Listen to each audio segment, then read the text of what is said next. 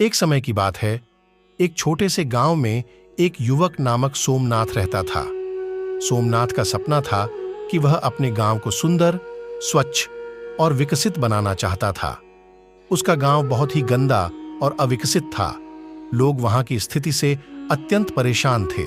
सोमनाथ को इस समस्या का समाधान ढूंढने का जुनून था। वह अपने मित्रों और गांव के अन्य लोगों से इस बारे में चर्चा करता रहता, लेकिन कोई सही समाधान नहीं मिल पा रहा था। बहुत से लोग उसे उसकी सोच को अनदेखा कर रहे थे। एक दिन सोमनाथ ने गांव के प्रमुख से बात की और उनसे यह सवाल पूछा कि क्या वह लोगों को स्वच्छता की महत्वता समझाने के लिए कुछ कर सकते हैं। प्रमुख ने उसे एक आदर्श कहानी सुनाने का सुझाव दिया। वह कहानी थी एक संत की जो एक गांव में जीते थे। उसे देखकर गांव के लोग बहुत ही प्रभावित थे और उनके उपदेशों का पालन करने लगे। धीरे धीरे गांव में स्वच्छता और विकास की प्रक्रिया शुरू हो गई। सोमनाथ ने इस कहानी से प्रेरणा ली और अपने गांव में इसे अपनाने का निश्चय किया। उसने गांव के बच्चों को साफ सफाई और स्वच्छता के महत्व के बारे में शिक्षा देना शुरू किया। उसने गांव के विभिन्न स्थानों में सफाई अभियान चलाया और लोगों को इसमें शामिल करने के लिए प्रेरित किया। शुरुआत में कुछ लोगों ने सोमनाथ की पहल को अनदेखा किया, लेकिन धीरे धीरे उनकी पहल को समर्थन मिलने लगा। लोगों ने उसकी पहल की सराहना की और उसके साथ मिलकर काम किया। सोमनाथ के नेतृत्व में गांव में स्वच्छता और विकास की भावना बढ़ी।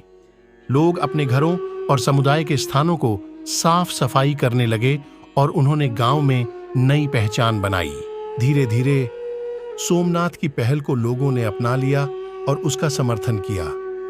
उनके प्रयासों का परिणाम स्वच्छता और विकास में साफ दिखाई देने लगा। गांव का माहौल बदलने लगा और लोग अब अपने गांव को गर्व से देखते। जैसा कि सोमनाथ ने चाहा था, उसके गांव का माहौल बदलने लगा।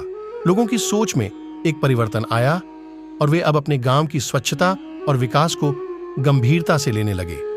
नई सोच और उत्साह के साथ वे एक साथ मिलकर कई परियोजनाओं को सफलतापूर्वक पूरा करने लगे। सोमनाथ की पहल से गांव में सामाजिक संरचना भी सुधारी गई। लोग अब एक दूसरे के साथ मेल जोल करते, सहयोग करते और एक दूसरे के अधिकारों का सम्मान करते थे।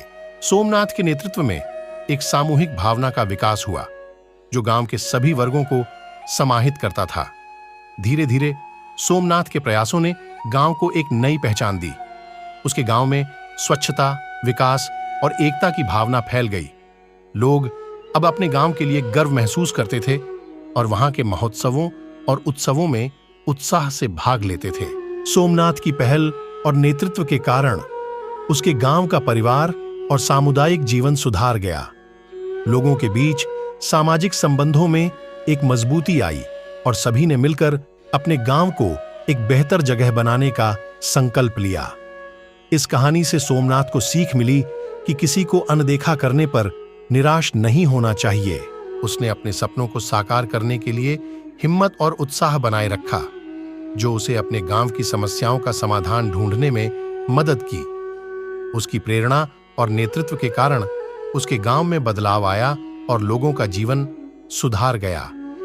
सोमनाथ की इस पहल ने दिखाया कि एक व्यक्ति किसी के अनदेखे होने पर निराश नहीं होना चाहिए, बल्कि उसे अपने सपनों को पूरा करने के लिए प्रेरित होना चाहिए। जब हम किसी को अनदेखा करते हैं तो हमें वहां आगे बढ़ने का अवसर हासिल होता है और अपने लक्ष्यों की दिशा में प्रगति करते हैं।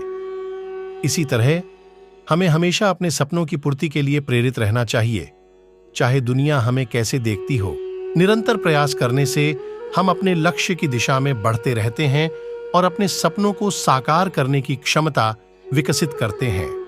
इसके साथ ही हमें दूसरों के अनदेखा होने पर किसी भी हालत में निराश नहीं होना चाहिए, बल्कि हमें उनकी प्रेरणा और समर्थन देने का प्रयास करना चाहिए।